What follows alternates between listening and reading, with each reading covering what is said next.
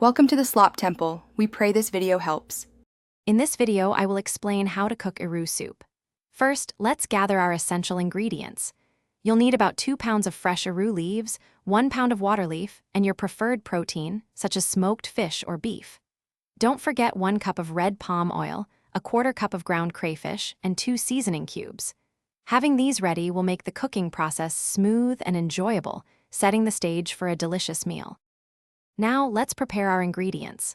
Thoroughly wash the Eru leaves, then shred them very finely using a sharp knife or a food processor. Next, wash and chop the waterleaf into small, manageable pieces. If you're using beef, boil it until it's tender, then set it aside. For smoked fish, simply clean and debone it.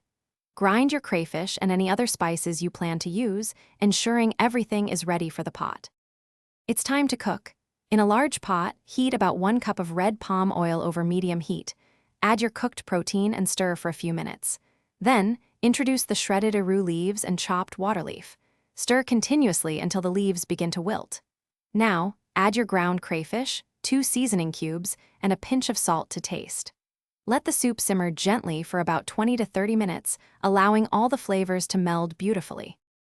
Your delicious Eru soup is now ready to be served. Traditionally, it's enjoyed with a swallow like fufu, gari, or pounded yam. For an extra touch, you can garnish it with a sprinkle of fresh pepper or a tiny drizzle of palm oil.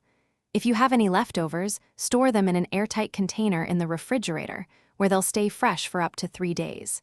Enjoy this rich and flavorful West African delicacy. Thanks for watching. Consider subscribing if we helped you.